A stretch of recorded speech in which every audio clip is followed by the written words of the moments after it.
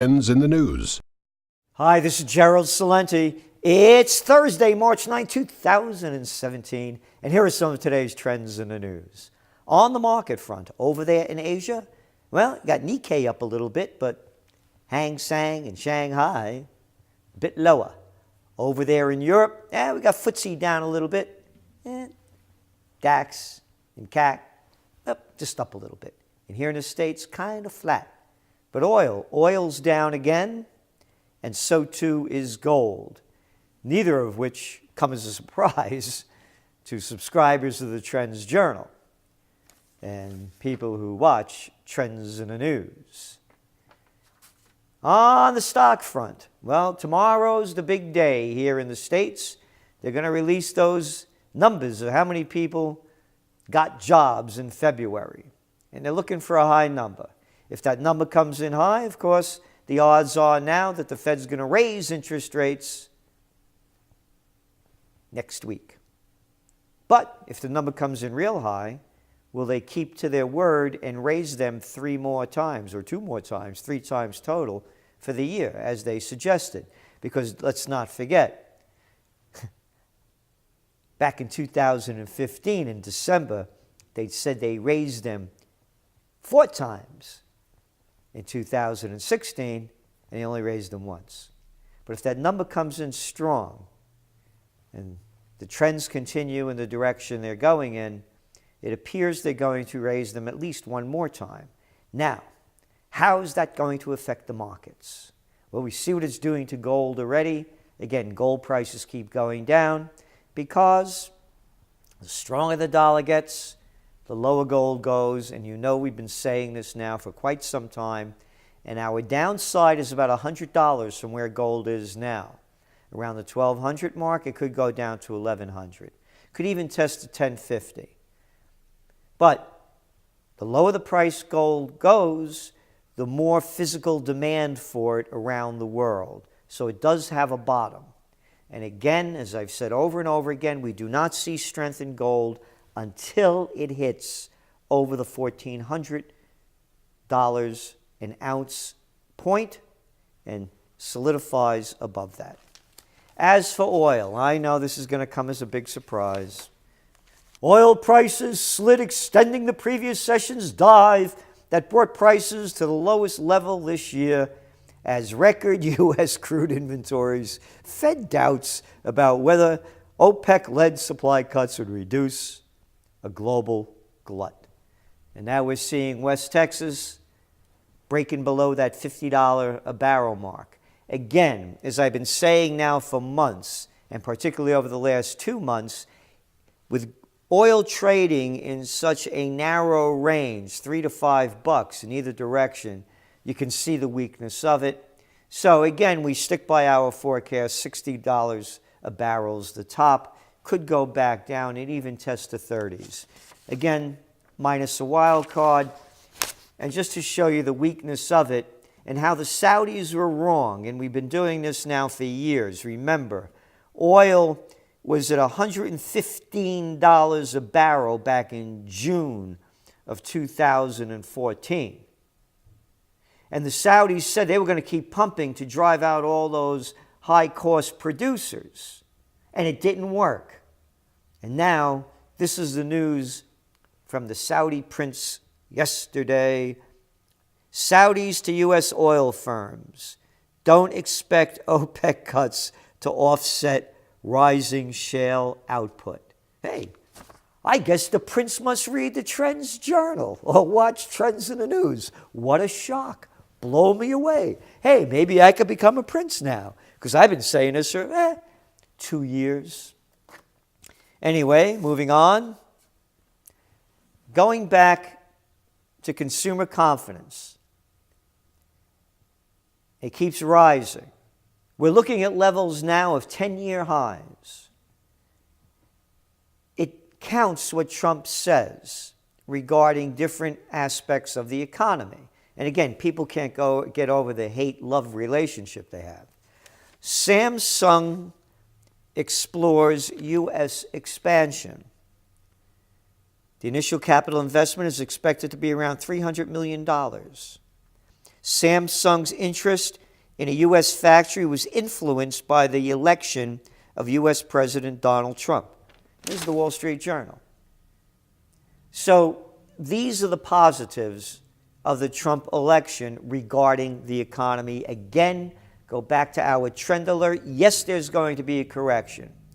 It could even be a bear market correction, going down 10 points, 10%,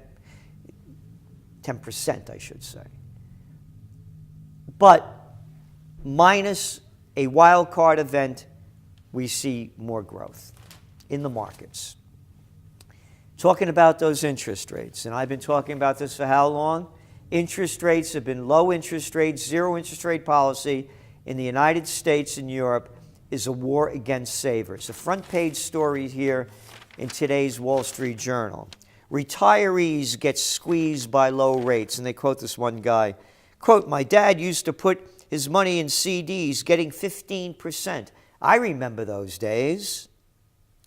If interest rates were high, I would have invested in fixed income," this fellow said.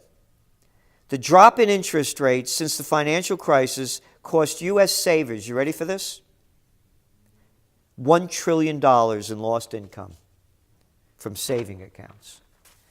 It's a war against the savers. All these low interest rates have done is to fuel the stock markets.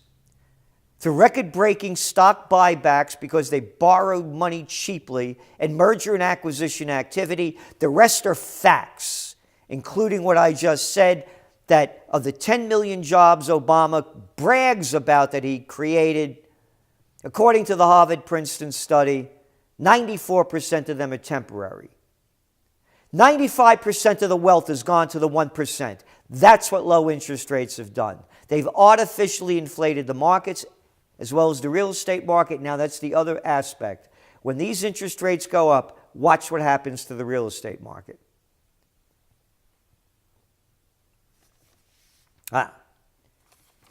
Weak store traffic pressures retailer. Express Inc.'s profit plunged 60% in its fourth quarter as the retailer remains pressured by waning store traffic and increased discounting. The apparel chain said same-sale stores fell 13%. It's Express. It's a pretty, trendy place. Yes, people are buying online, but it's the pull on the mall. It's one of your stories in the Trends Journal, a trend that I've been long predicting and was criticized for doing it many years ago when I spoke to the International Council of Shopping Centers, words to that effect, the trade association that represents them. They're overbuilt and the thrill of the mall is gone. It's going back to old-fashioned downtowns where you have a buying experience with products and services that you can't get in a big box store or a mall or online. What's another one of the trends we've been talking about? Bitcoin. And we said Bitcoin looks good, but the caveat, now it's over like $1,200 an ounce, a coin, a little bit around the gold era, is government interference. China halt on Bitcoin continues. China's three largest Bitcoin exchanges said their suspension of withdrawals could continue indefinitely as they upgrade systems to meet regulators' requirements. Demand in China has slid, pulled down not only by fears of further regulatory tightening, but by the introduction of trading fees by the three largest exchanges, which has made speculation more costly. Prices have been buoyed by demand from Japan, as well as speculation about the possible Bitcoin exchange-traded fund, and that's going to be a big one. But again, it's an iffy situation, and these are just some of the many trends that we're going to be discussing, and others, as we move forward into June. So look out. If you want to get on top of the trends and ahead of the news, our Ireland retreat with me, Gerald Celente. That's right. You're going to find your future in trends. This is the week-long conference in the magnificent Galway, Ireland, June 10th to 16th. So we hope you can make it. We're going to have a great time besides. Talk about the trends, talk about how to profit from them and avoid the dangers, and to enjoy ourselves because, hey, as Mr. Boogie says, you got to boogie before the lights go out because tomorrow is iffy. And you want to see how iffy it's getting? China in direct challenge to Trump over North Korea. Front page story here is the Financial Times. China's foreign minister has warned the Trump administration it is on a collision course with North Korea that risks a dangerous escalation and called on Washington to halt military exercises with Seoul to avoid conflict. I've been covering this and I'm going to keep covering it. This is what else China's foreign minister said. Quote, North Korea has ignored international opposition and insisted on advancing its nuclear and missile programs in violation of UN Security Council resolutions. Wow. But he also said, on the other hand, the United States and the Republic of Korea are conducting military exercises of an enormous scale and putting more military pressure on North Korea. Of an enormous scale. Our money, year after year, going to this fraud of these military exercises. So, if you're a country and you're being threatened by the United States and its neighbor, you think you're going to build up a defense system? Or else are you going to play a Gaddafi, and go under? Because that's what would happen. And they know it. So China's speaking balanced here. But the American media doesn't present it like that. A reliance on China jeopardizes the South Korean economy. Another story here. And they're talking about companies have been bracing for the worst. Now that the deployment of that system, that missile system, begins this week, and China threatens to punish South Korea further. The intensifying diplomatic, this is what the New York Times calls it a ruckus. Yeah, you're putting a missile system on your borders over here and you call it a ruckus. Is exposing deep cracks in South Korea's economic success story and forcing the nation to confront its dependence on China, its largest trading partner. Chinese factories are major buyers of Korean-made components. A growing Chinese middle class embraces Korean devices, cosmetics, televisions, shows, and music, often in shopping trips across the Yellow Sea. Beijing has protested South Korea's agreement to host the missile defense system,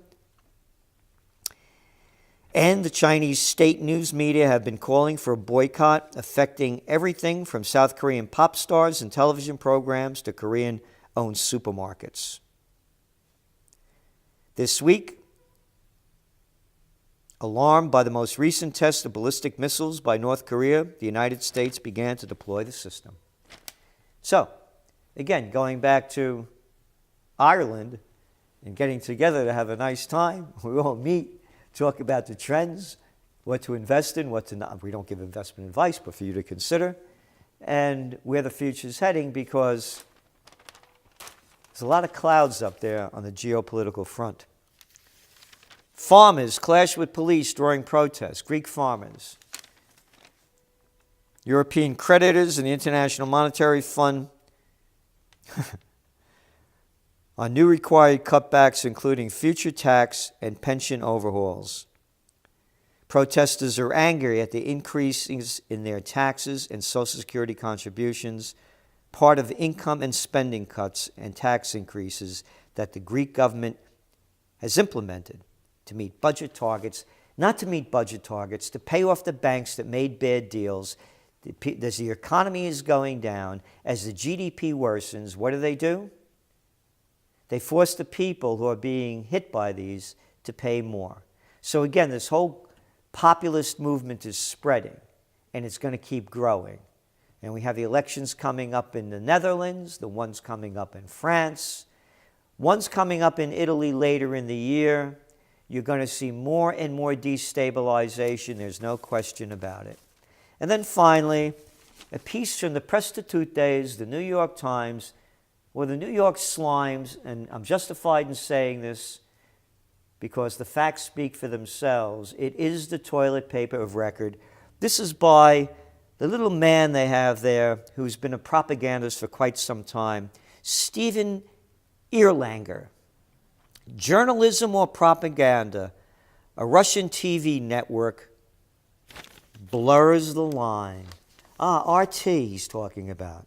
Watching RT, he writes, can be a dizzying experience. Hey, I'm on RT frequently. They let me say anything I want. But you little people in the New York Times, you don't cover our information at all because you're into that little clique of liars. That's right. Hey, where's that CIA story? How come that's not on the front page of the New York Times, Erlinger? But your bullshit story is. Because it's a cover-up, as the CIA is wasting hundreds of billions of our dollars to spy on us, and they're not even reporting on it anymore. Oh, no, I'm sorry, it's on page 9. Oh, yeah, there's a little story about it, yeah. Covering it up after this massive exposure by WikiLeaks. Anyway, going on and reading. Hard news and top-notch graphics mix, which interviews from all sorts of people, well-known and obscure, left and right. Goes on to say who they are, and then he goes on to say, including odd voices like the actress Pamela Anderson and cranks who think Washington is the source of all evil in the world. Hey, little boy, 57 John Street, come and call me a crank man to man, you little prostitute freak. I say anything I want. I can't call the United States out for starting wars that you, the New York Slimes, sold us. I guess I'm a crank for calling you out. Yeah, you know, Saddam Hussein has weapons of mass destruction and ties to Al-Qaeda. And your aluminum tubes, and you know where you could shove those.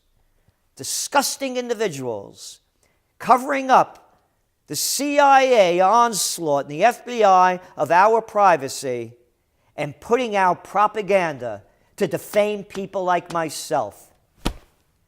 There's to you, Mr. Erlinger. This is Gerald Celente, and that's some of today's trends in the news.